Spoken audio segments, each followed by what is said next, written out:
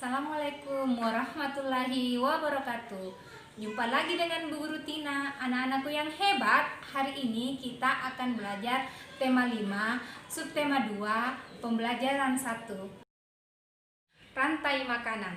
Rantai makanan adalah urutan peristiwa makan dan dimakan antar makhluk hidup dalam suatu ekosistem.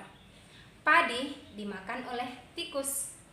Tikus dimakan oleh ular. Ular dimakan oleh burung elang. Burung elang mati, bangkainya akan diurai oleh bakteri dan jamur, bercampur dengan tanah menjadi humus. Humus ini dibutuhkan oleh tanaman. Peristiwa ini terjadi secara terus-menerus, disebut dengan rantai makanan. Untuk lebih memahami tentang rantai makanan, ayo kita baca teks non-fiksi berikut. Rantai makanan. Rantai makanan adalah perjalanan memakan dan dimakan dengan urutan tertentu antar makhluk hidup. Tikus dimakan oleh ular, ular dimakan oleh burung elang. Setelah beberapa waktu, burung elang mati, bangkainya membusuk, diuraikan oleh makhluk hidup pengurai dan bercampur dengan tanah membentuk humus. Humus sangat dibutuhkan tumbuhan, terutama rumput. Begitulah seterusnya hingga proses ini berjalan dari waktu ke waktu. Di lautan yang menjadi produsen adalah fitoplankton.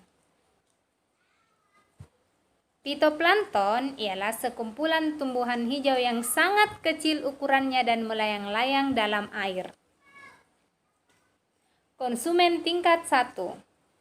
Zooplankton adalah hewan pemakan fitoplankton. Konsumen tingkat 2 adalah ikan-ikan kecil. Konsumen tingkat 3 adalah ikan-ikan sedang. Konsumen tingkat 4 adalah ikan-ikan besar.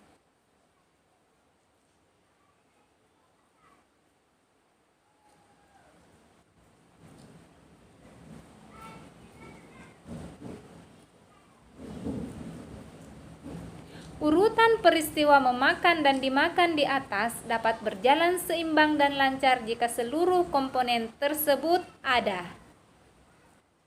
Jika salah satu komponen tidak ada, akan terjadi ketimpangan dalam urutan makan dan dimakan tersebut. Agar rantai makanan dapat berjalan terus, jumlah produsen harus lebih banyak daripada jumlah konsumen satu.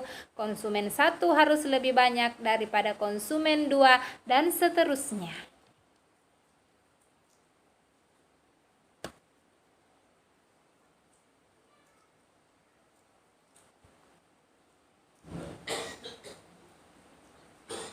Ada satu lagi komponen yang berperan besar dalam rantai makanan, yaitu pengurai.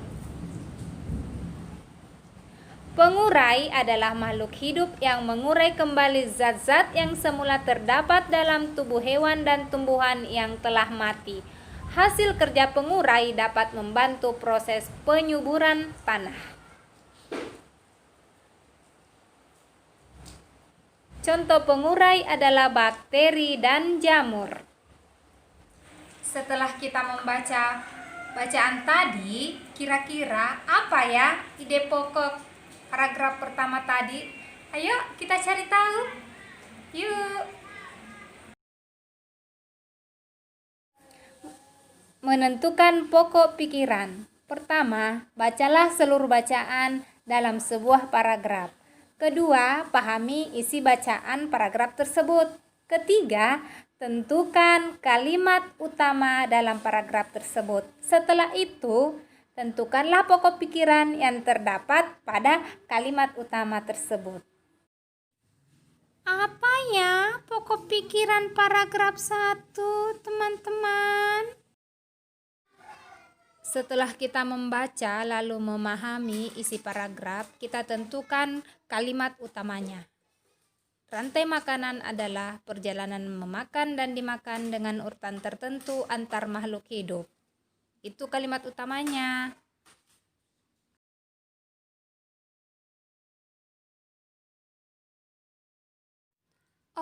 jadi itu kalimat utamanya ya. Lalu, apa pikiran pokoknya? Pikiran pokoknya adalah rantai makanan. Wow, kalian hebat!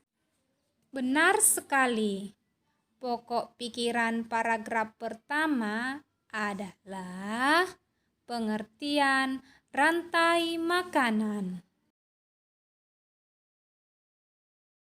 Anak-anak yang hebat, ayo kita coba buat rantai makanan ekosistem kebun yuk. Rumput sebagai produsen. Ulat sebagai konsumen tingkat 1. Ayam sebagai konsumen tingkat 2. Ular sebagai konsumen tingkat 3. Elang sebagai konsumen tingkat 4. Jamur sebagai pengurai. Bagaimana anak hebatnya Bu Guru? Sudah paham kan tentang pokok pikiran dan rantai makanan? Sampai jumpa. Semangat belajar!